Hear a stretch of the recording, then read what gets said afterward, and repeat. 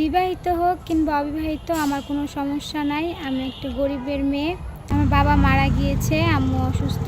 তো আমাকে যদি কেউ বিয়ে করতে চান বিনা যৌতুকে আমি রাজি। আসসালামু আলাইকুম, সবাইকে স্বাগত জীবন গল্প অনুষ্ঠানে। ক্যামেরার সামনে দাঁড়িয়ে আছে একজন অসহায় বোন, এতিম মেয়ে। তার সাথে কথা বলবো, জানবো তারই গল্প। আসসালামু আলাইকুম আপু। ওয়ালাইকুম আসসালাম। আপু কেমন আছেন? জি আলহামদুলিল্লাহ ভালো আছি। আপু আলহামদুলিল্লাহ আপু আমি ভালো আছি। আপু আপনার নাম? মনিকা ইসলাম। মনিকা ইসলাম। কোথা থেকে এসেছেন? নারায়ণগঞ্জ থেকে। নারায়ণগঞ্জ থেকে। আপু আপনার বর্তমান বয়স? 19+। 19+। আপু আমরা যতটুকু শুনেছি আপনার বাবা নেই, এতিম আপনি, আপনার মা অসুস্থ, বর্তমানে হসপিটালে আইসিইউতে ভর্তি আছে, তাই না? আপু আপনার ভাই বোন কয়জন? 2 ভাই 1 বোন। 2 ভাই 1 বোন। জি। ভাইরা কি আপনার ছোট? জি। আপনি সবার বড়? হ্যাঁ। তো আপনার আম্মু অসুস্থ না? জি। আপনার 19 বছর, বিয়ের বয়স হয়েছে, আশেপাশে থেকে বিয়ের ঘর আসে না?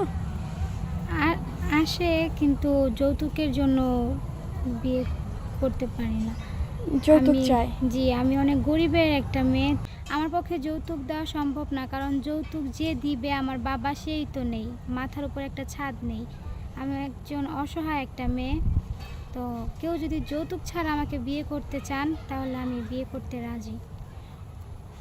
আপু আপনি তো অবিবাহিত, হ্যাঁ?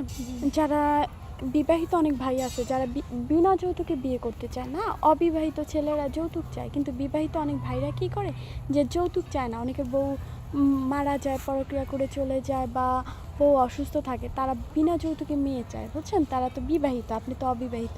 বিনা যৌতুকে তারা যদি আপনাকে নিতে চায়, আমি যাব, আপনার কোনো আপত্তি নাই? না।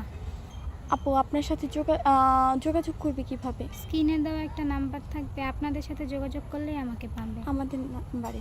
প্রিয় দর্শক, ওনার নাম হচ্ছে মনিকা ইসলাম, ওনার বাসা হচ্ছে নারায়ণগঞ্জে, বর্তমান বয়স 19+। আর ওনার বাবা নেই পৃথিবীতে, এতিম, ওনার মা অসুস্থ, বর্তমানে উনি পরিবারের বড় মেয়ে। কেউ যদি আপুর সাথে যোগাযোগ করতে চান, স্ক্রিনে একটা নাম্বার দেখা যাচ্ছে, এই নাম্বার ইমো হোয়াটসঅ্যাপ নাম্বারে আপুর একটি ছবি স্ক্রিনশট মেরে পাঠিয়ে দেবেন, অবশ্যই আমরা যোগাযোগ করিয়ে দেব।